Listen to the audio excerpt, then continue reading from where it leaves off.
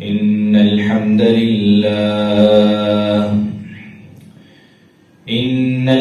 لله نحمده ونستعينه ونستغفره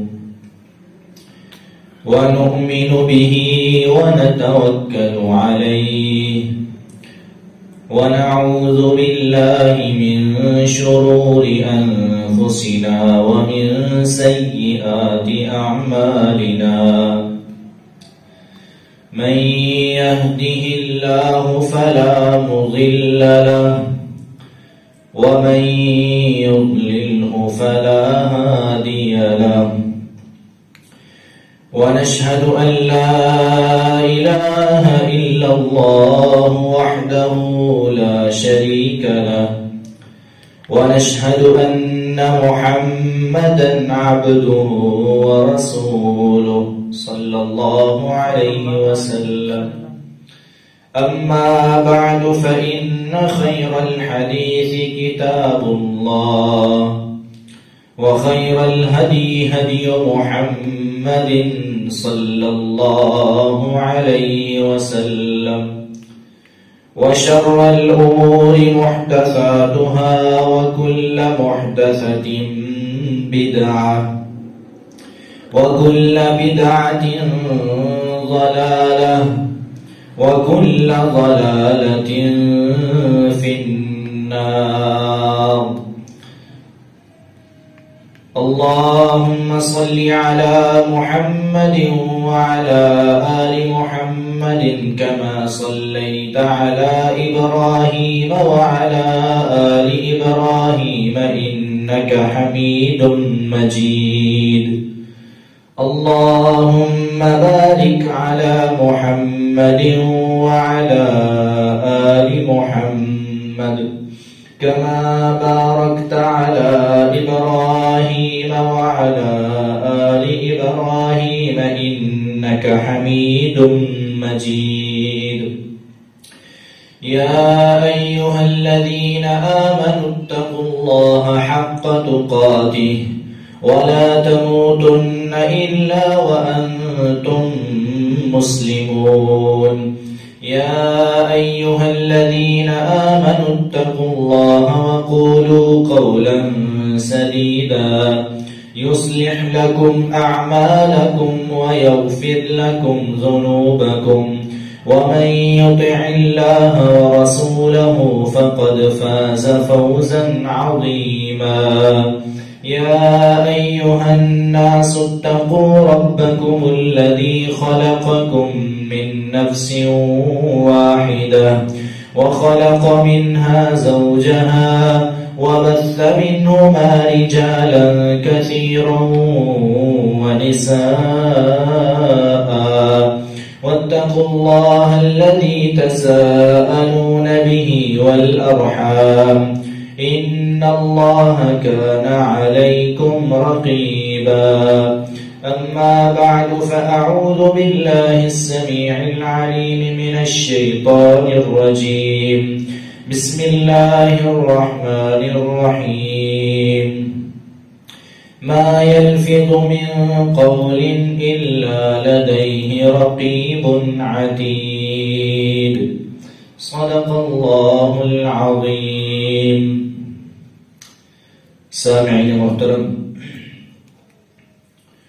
तमाम किस्म की हम्दो सना अल्लाह रब्बुल आलमीन की ज़ात के लिए ख़ास है कि जिस अल्लाह रब्बुल आलमीन ने हम सब को इंसान भी बनाया और मुसलमान भी बनाया। यहूदी, ईसाई, हिंदू, सिख सारे इंसान हैं, लेकिन अल्लाह पाक का हम सब पर बहुत बड़ा एहसान है कि उसने हम सब को इंसान भी बनाया और मुसलमान भी बनाया और नबी अलैहिस्सलाम का गुलाम भी बनाया। लातादाद बेशुमार बेहद बेहिसाब दुरूद व सलाम इमामुल अंबिया, खतीबुल अंबिया, جناب محمد الرسول اللہ صلی اللہ علیہ وسلم کی ذات گرامی پر۔ آج کے اس خطبہ جمعہ میں زبان کی حفاظت کے حوالے سے چند باتیں ہوں گی۔ سامعین محترم، انسان کی زبان سے کوئی بھی لفظ یا کلمہ نکلتا ہے، اللہ تعالی کے فرشتے اس کو لکھنے کے لیے تیار بیٹھے۔ انسان اپنی زبان سے کلمہ نکالتا ہے، بسا اوقات ایسا ہوتا ہے کہ انسان اپنے کہے ہوئے کلمات کہہ کر بعد میں بھول جاتا ہے،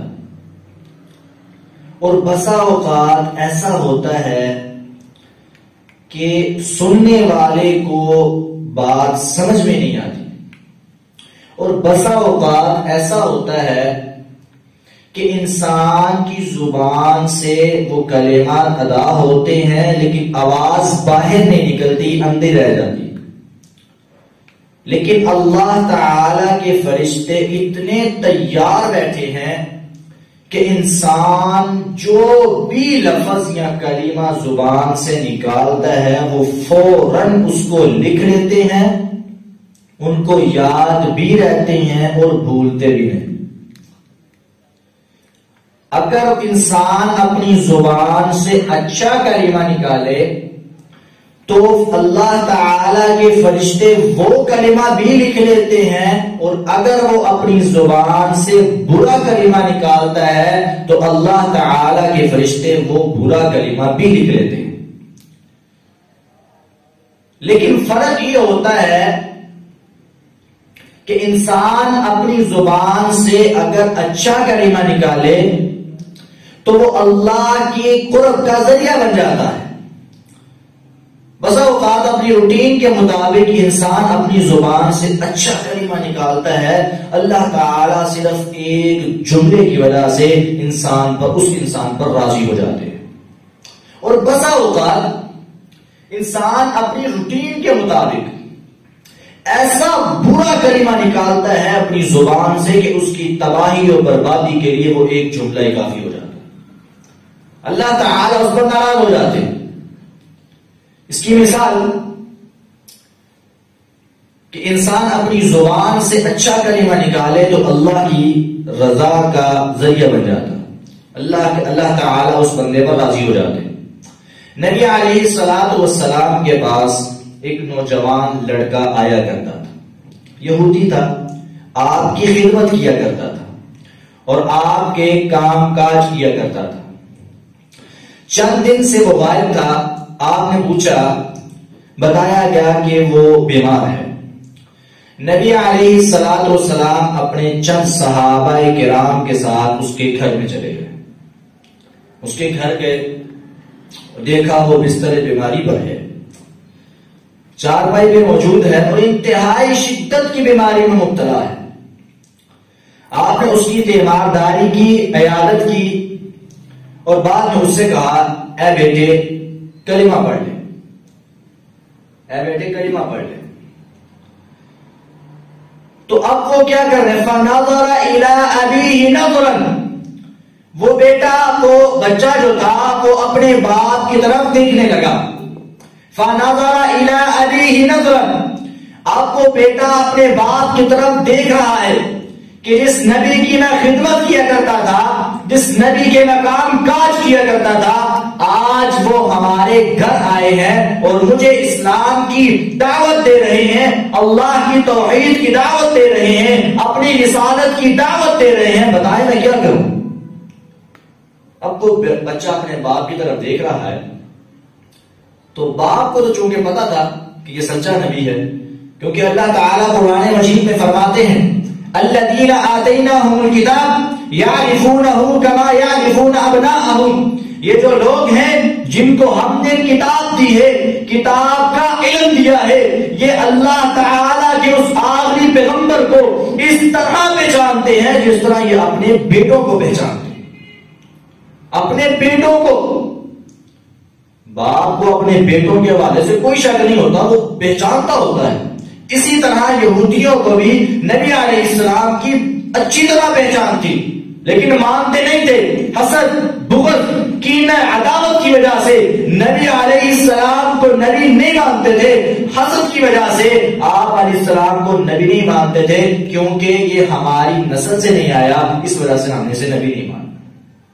لیکن پتا تھا کہ یہ سچا نبی ہے اور آخری نبی ہے، سارا پتا تھا، مانتے نہیں تھے۔ اب وہ بچہ اپنے باپ کی طرف دیکھ رہا ہے تو باپ نے اسے کہا، اے بیٹے آتے ابو القاسم صلی اللہ علیہ وسلم کی اطاعت کر لو، اسی میں کامیابی۔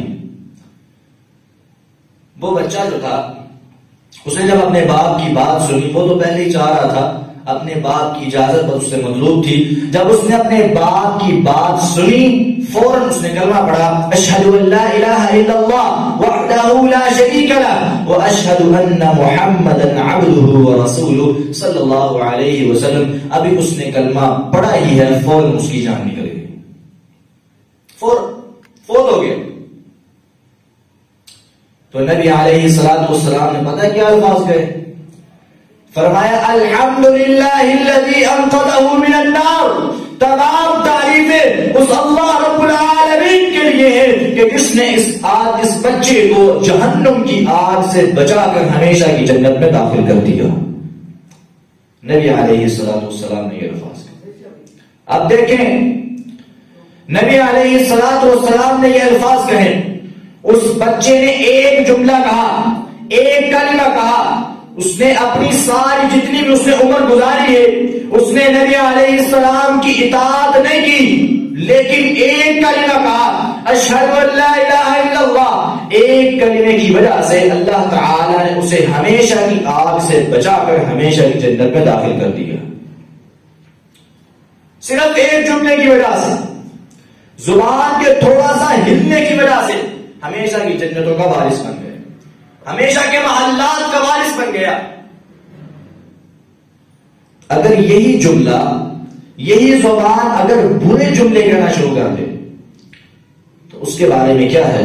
نبی علیہ السلام نے فرمایا، ان الرجل لا يتكلم بالكلمة من الشر ما يعلم مبلغها فيكتب الله له سخطه الى يوم يلقاه۔ نبی علیہ السلام نے فرمایا، بسا اوقات انسان اپنی روٹین کے مطابق اپنی زبان سے کلمات ادا کرتا ہے، عام چلتے چلتے اپنی زبان پہ آیا اور بول دیا، اس کی خرابی کا، اس کی سنگینی کا احساس نہیں ہوتا، اس کی زبان پہ آیا اور بول دیا، اس کی گہرائی کا علم نہیں ہوتا، لیکن آسمانوں پہ بیٹھے مالک نے اس کے لیے قیامت تک اپنی ناراضگی کا اعلان کر دیا۔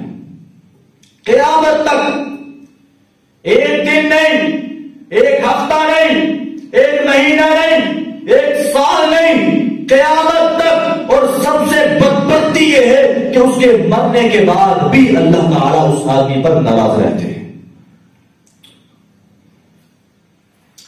اس حدیث کے کلمات پر غور کریں، نبی علیہ السلام نے فرمایا قیامت تک اللہ تعالیٰ اس بندے پر ناراض رہتے ہیں۔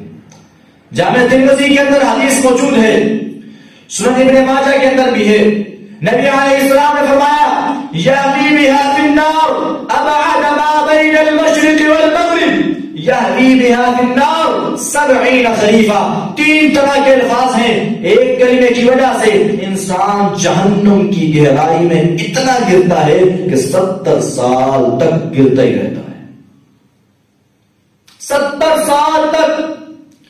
تصور میں جا کر دیکھیں، ایک بچہ پیدا ہوا، زمین پر ریگنے لگا، جوان ہوا، چلنے لگا، شادی ہو گئی، بچے ہو گئے، پھر کہیں دیر بعد جا کر اس کی 70 سال عمر ہوتی ہے۔ آپ میں سے کتنی ایسے ہوں گے جن کی ابھی تک 70 سال عمر نہیں ہوئی ہے؟ ابھی دیکھیں کتنی دیر بعد جا کے 70 سال عمر ہوتی ہے۔ ایک 10 15 20 منزلہ پلازا ہو، اوپر سے آپ کوئی چیز پہن کے تو کتنی دیر میں نیچے آ جائے گی؟ زیادہ سے زیادہ 10 سیکنڈ لگیں گے۔ 1 سیکنڈ، 2، 10، 20، 10 منٹ، 1 گھنٹے کے اندر اتنا فاصلہ طے ہو جاتا ہے۔ اور یہاں پہ تصور میں جا کر دیکھیں، انسان کو جب اوپر سے نیچے گرایا جائے گا 70 سال تک وہ جہنم کی گہرائی میں گرتا ہی جائے گا. استغفر اللہ. 70 سال تک. اور دوسری حدیث کے الفاظ کیا ہیں؟ یعنی بہا فی النار ابعد ما بین المشرق والمغرب. نبی علیہ السلام نے فرمایا وہ انسان آگ کے اندر اتنا گرتا ہے, اتنا دور چلا جاتا ہے, جتنا فاصلہ مشرق اور مغرب کے درمیان ہے اتنا فاصلہ اندر چلا جاتا. ہمارے ہاں سب سے زیادہ فاصلہ بتانا ہو نا تو کہتے ہیں کہ یار جتنا یہ مشرق اور مغرب کا فاصلہ ہے نا اتنا فاصلہ. سب سے لمبا فاصلہ بتایا جاتا ہے, اسی کا تذکرہ حدیث کے اندر ہے. نبی علیہ السلام نے فرمایا یأتی بہا فی النار ابعد ما بین المشرق والمغرب. مشرق اور مغرب کے درمیان جتنا فاصلہ ہے اتنا فاصلہ وہ زمین جہنم کے اندر گرتا ہے. نعوذ باللہ من ذلک. اسی تناظر میں اس تمہیدی گفتگو کے بعد آج جو اصل عنوان ہے کہ نبی ہمارے معاشرے کے اندر چند ایسے کلمات چل رہے ہیں جن کی سنگینی کا ہمیں احساس نہیں ہوتا اور ہم وہ کلمات بول جاتے ہیں, جن کے نتیجے کا, جن کی خرابی کا ہمیں احساس نہیں ہے. ہم ان الفاظ کو عام بول چال میں بول رہے ہوتے ہیں لیکن ہمیں پتہ نہیں ہوتا کہ اس کا مطلب کیا ہے. ہم اس کو بول جاتے ہیں, اللہ تعالیٰ اس کلمے کی وجہ سے ناراض ہو جاتے ہیں. ان میں سے چند کلمات آج آپ کے سامنے ذکر کروں گا. اللہ تعالیٰ ہمیں سنا کر عمل کرنے کی توفیق عطا فرمائے. پہلا کلمہ یہ ہے, جب ہمارے یہاں دعوت ہوتی ہے, بلاتے ہیں, کھانا کھا رہے ہوتے ہیں نا, تو اگر کوئی اور آدمی آ جائے وہاں پہ اس دعوت والی جگہ پہ, تو اس کو جب مہمان کہتے ہیں نا کہ یا میزبان کہتا ہے کہ بھئی آ جاؤ آپ بھی آ کے کھانا کھا لو, تو وہ آگے سے کیا کہتا ہے؟ کھاؤ جی تہاڈا ہی کھائیدا ہے. کہتے ہیں کھاؤ جی تہاڈے اوتے بھی تہاڈا ہی ہے جی. ایک اور آتا ہے وہ کہتا ہے تیرا کھاواں تیرے گیت گاواں. آگے پھر وہ سارا یہ کیا ہے؟ یہ تیرا کھاواں تیرے گیت گاواں یہ کیا ہے؟ یہ تہاڈا ہی کھانے ہے, یہ لفظ کیا ہے؟ کبھی اس بارے میں سوچا ہے؟ اللہ تعالیٰ قرآن مجید میں فرماتے ہیں قُلْ مَنْ يَرْزُقُكُم مِّنَ السَّمَاءِ وَالْأَرْضِ أَمَّن يَمْلِكُ السَّمْعَ وَالْأَبْصَارَ وَمَن يُخْرِجُ الْحَيَّ مِنَ الْمَيِّتِ وَيُخْرِجُ الْمَيِّتَ مِنَ الْحَيِّ وَمَن يُدَبِّرُ الْأَمْرَ فَسَيَقُولُونَ اللَّهُ. اللہ تعالیٰ فرماتے ہیں اے میرے نبی ان سے سوال کرو تمہیں آسمان و زمین سے رزق کون دیتا ہے؟ زندے کو مردے سے کون نکالتا ہے اور مردے کو زندے سے کون بناتا ہے؟ بتاؤ معاملات کی تدبیر کرنے والا کون ہے؟ یہ سارے کے سارے کہیں گے اللہ کے علاوہ کوئی ایسا کرنے والا نہیں, صرف اللہ ہے. اور یہ تو کافروں کا عقیدہ بھی تھا کہ یہ سارے کام کرنے والا اللہ ہے, ہمیں رزق دینے والا اللہ ہے. ہم نے یہ کیا کہہ دیا ادھر تو اٹھائی خریدا ہے, یہ بات صحیح نہیں ہے, اس سے شرک لازم آتا ہے. اس بات کا نتیجہ یہ ہے کہ اللہ تعالیٰ کے علاوہ تو بھی ہمیں دینے والا ہے. وہ سارا کچھ تمہارا ہے نہیں, وہ سارا کچھ اللہ کا ہے. اللہ تعالیٰ قرآن مجید میں فرماتے ہیں یا ایھا الناس انتم الفقراء الی اللہ. تم سارے کے سارے پوری انسانیت میں انبیاء اتقیاء صلحاء عام انسان سارے کے سارے اس میں آتے ہیں. الناس سارے کے سارے لوگ اس میں آتے ہیں. نبی علیہ السلام بھی اس کے اندر آتے ہیں, سارے انبیاء بھی آتے ہیں. اللہ تعالیٰ فرماتے ہیں یا ایھا الناس انتم الفقراء الی اللہ. تم سارے کے سارے اللہ کے فقیر ہو. اگر کوئی غنی ہے تو واللہ هو الغنی, صرف اللہ غنی ہے. سارے فقیر ہو, اللہ کے در کے فقیر ہو. یہ اللہ تعالیٰ قرآن مجید میں فرماتے ہیں. اور ہم کہتے ہیں کہ ہم اللہ کے نبی کا کہتے ہیں, نعوذ باللہ, ہم اللہ کا دیا ہوا کہتے ہیں. قرآن کے اندر اس بات کو واضح کیا گیا ہے کہ تمہیں رزق دینے والا صرف اللہ ہے, اللہ کے علاوہ تمہیں کوئی رزق نہیں دے سکتا. جب موسیٰ علیہ السلام مدین کے علاقے میں آئے تو وہاں پہ اپنے علاقے کو چھوڑ کر جب مدین کے علاقے میں آئے تو بکریوں کو پانی پلا کر جب بیٹھے ہیں تو کیا دعا کی ہے؟ رب انی لما انزلت الی من خیر فقیر، اے میرے اللہ میں تیرے در کا فقیر ہوں، میں کسی اور کے در کا فقیر نہیں ہوں۔ انبیاء اپنے آپ کو اللہ کے در کا فقیر عزت کے ساتھ کہتے تھے، اس میں کوئی اپنی تحقیر نہیں سمجھتے تھے۔ نبی علیہ السلام خود کہا کرتے تھے اللہم انت الغنی وانا الفقیر ونحن الفقراء، اے اللہ تو غنی ہے، ہم سب کے سب فقیر ہیں۔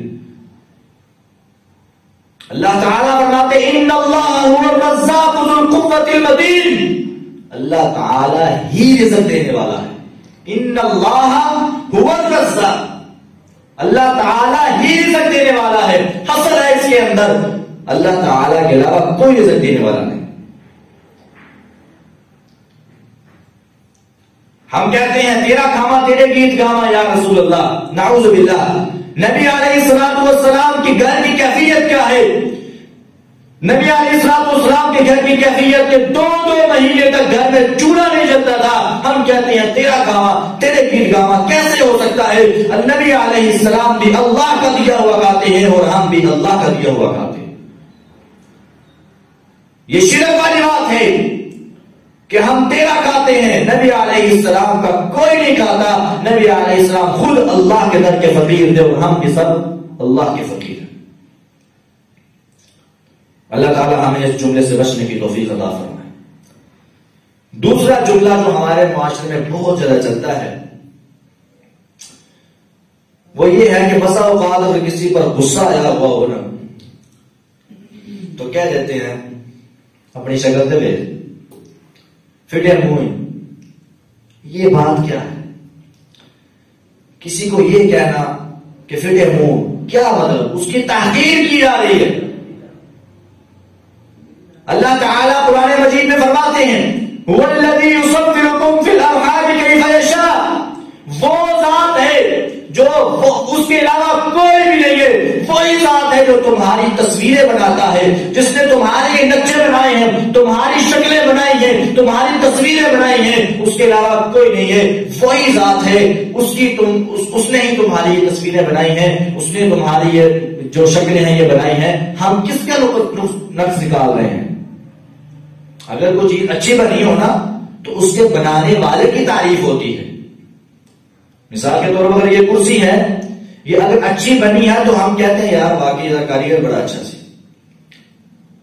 اگر یہ اچھی نہیں بنی تو کہتے ہیں یار وہ ناڑی لمبا سی کسے ہی جائے گا اسے۔ تو اگر چیز اچھی بنی ہو تو بنانے والے کی تعریف ہے، اگر چیز اچھی نہیں ہے تو برائی بھی کس کی ہے؟ بنانے والے کی۔ تو ہم نعوذ باللہ معاذ اللہ اس بندے کو یہ کہہ رہے ہیں معاذ اللہ کہ تیرا چہرہ اللہ نے صحیح نہیں بنایا۔ ہم یہ کس کو کہہ رہے ہیں؟ اللہ تعالیٰ کو۔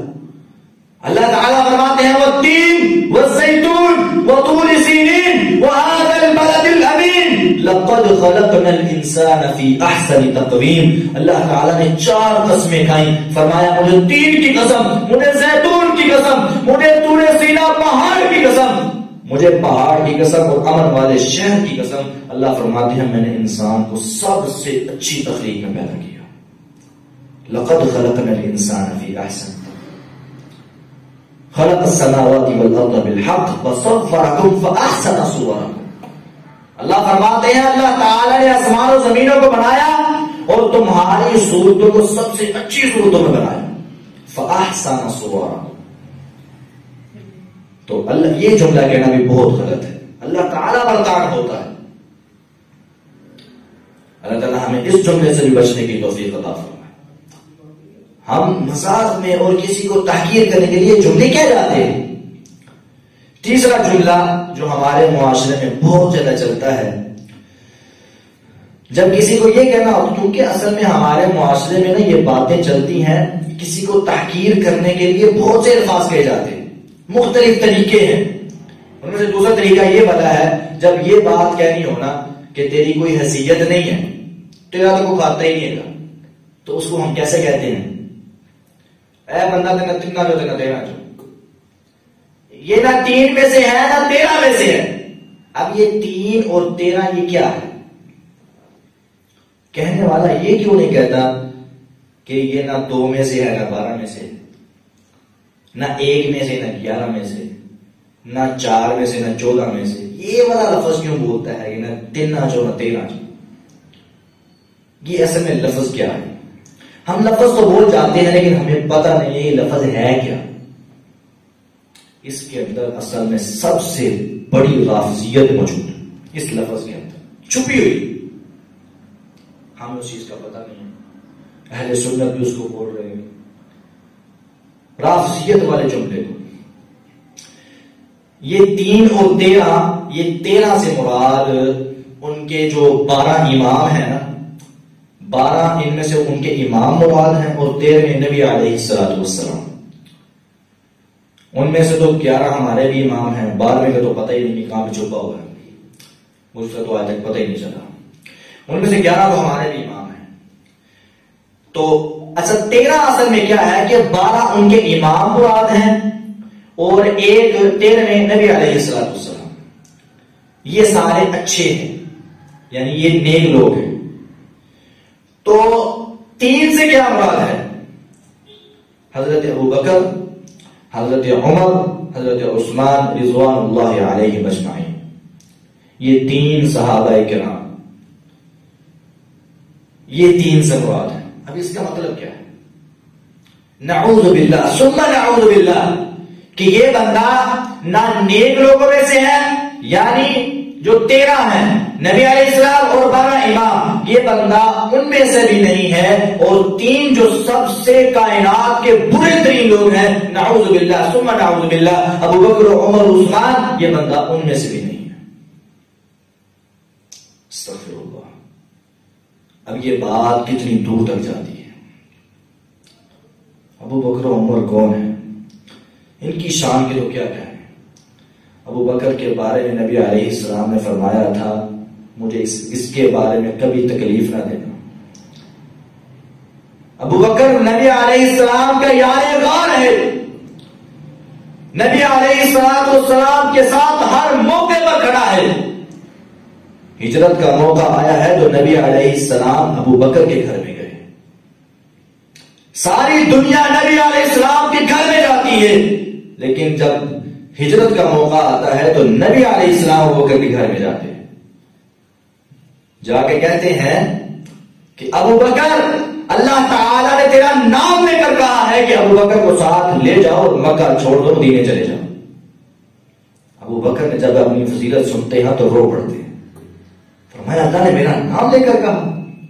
ابو بکر رضی اللہ تعالیٰ، اسلام کو سب سے زیادہ فائدہ کس کے مال سے پہنچا ہے؟ ابو بکر کے مال سے۔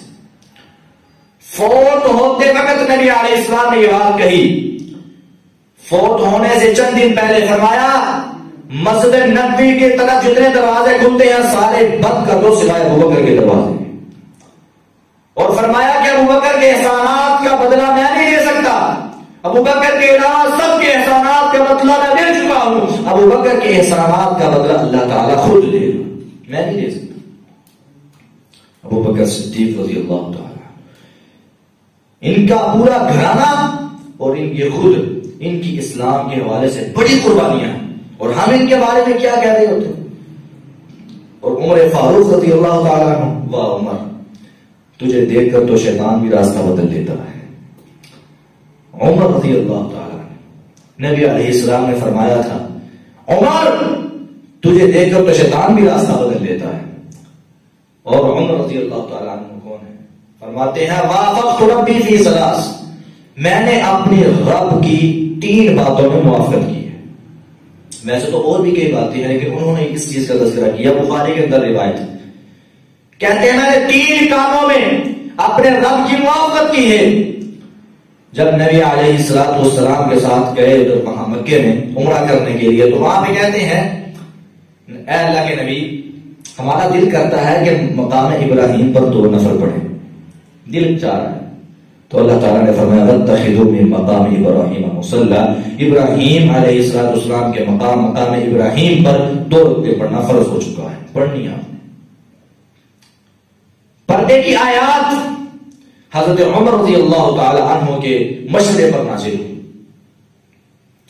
عمر رضی اللہ تعالیٰ عنہ کتنی شان ہے.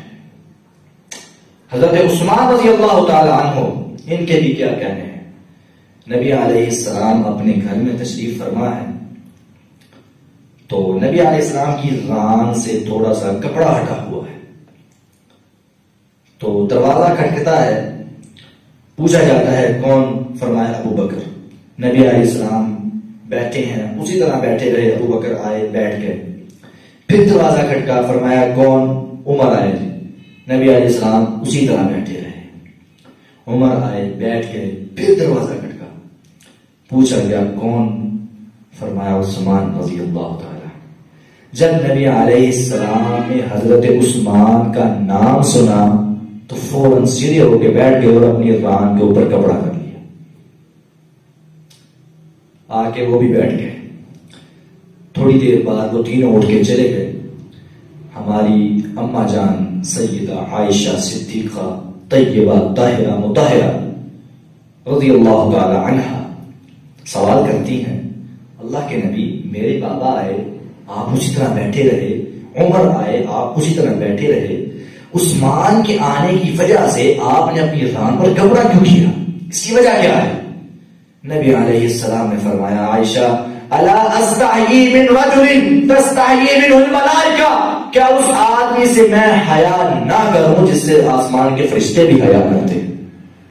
عثمان وہ ہستی ہے کہ جس کے بارے میں نبی علیہ السلام نے کہا تھا جب نبی علیہ السلام نے ایک بیٹی کا نکاح کیا وہ فوت ہو گئی، دوسری بیٹی کا نکاح بھی کر دیا.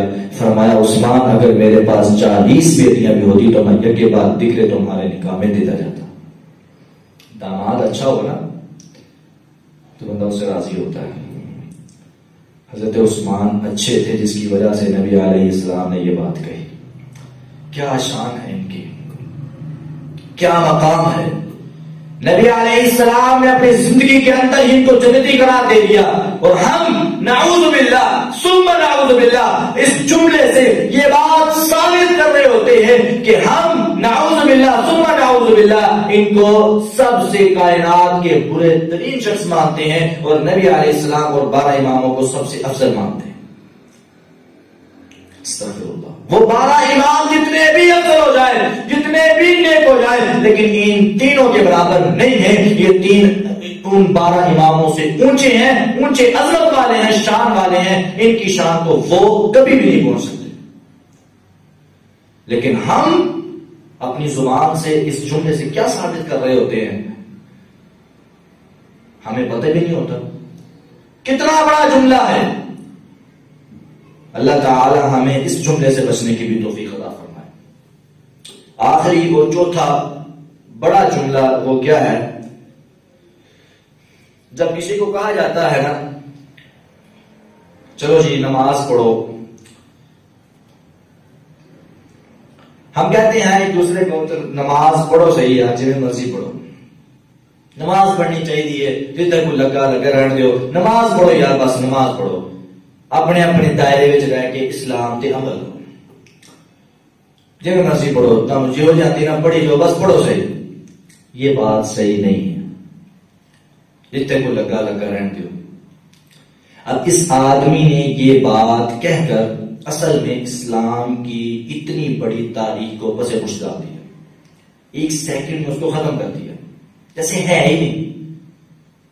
کیسے کہ نبی علیہ الصلوۃ والسلام کو اللہ تعالی نے حکم دیا امر بالمعروف نہی عن المنکر کرنے کا، اور ہمارے بارے میں بھی نبی علیہ السلام کو اللہ تعالی نے کیا فرمایا؟ کنتم خیر امۃ اخرجت للناس تأمرون بالمعروف وتنہون عن المنکر. تم سارے کے سارے بہترین امت ہو. کب تک؟ جب تک تم نیکی کا حکم دیتے ہو، برائی سے منع کرتے ہو. تأمرون بالمعروف وتنہون عن المنکر، یہ مومن کا فریضہ ہے. بہترین امت بننے کا طریقہ ہے. جس آدمی کے اندر یہ نہیں ہوگا تو وہ کیسے بہترین ہوگا؟ نبی علیہ السلام نے یہ بات کہی، صلو کما رأیتمونی اصلی، تم لوگ نماز اس طرح پڑھو جس طرح مجھے پڑھتے ہوئے دیکھتے ہو. ہم نے تو نبی علیہ السلام کو نماز پڑھتے ہوئے دیکھا نہیں، تو اب ہم کیا کریں؟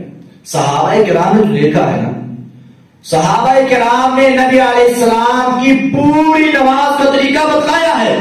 وہ الگ بات ہے کہ ایک حدیث کے اندر نہیں ہے، لیکن نبی علیہ السلام کی پوری نماز کا طریقہ موجود ہے. حتیٰ کہ ایک ایک چیز، چھوٹی چھوٹی چیز بھی صحابہ نے بتائی ہے. اگر ہم اس کو نہ پڑھیں، مطالعہ نہ کریں، تو ہمارا قصور ہے کہ صحابہ کرام کا قصور. صحابہ کرام نے ایک ایک چیز بتائی.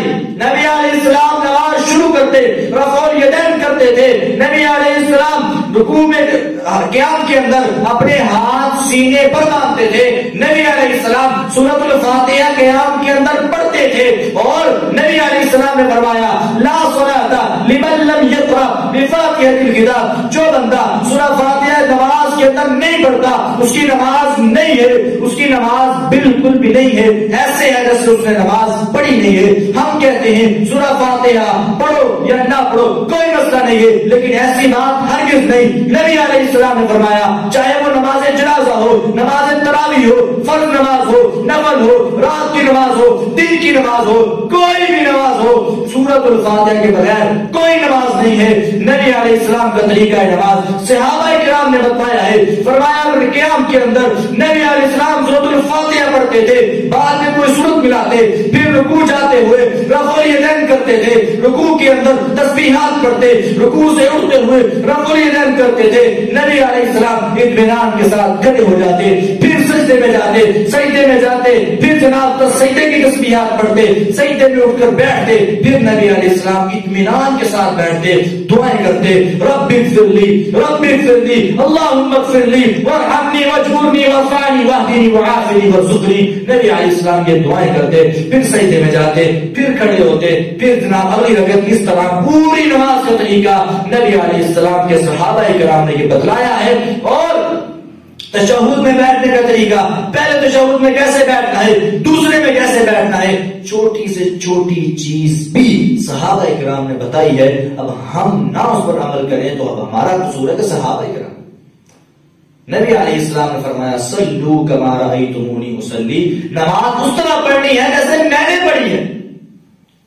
اس کے علاوہ اگر نماز پڑھو گے تو وہ نماز قابل قبول نہیں.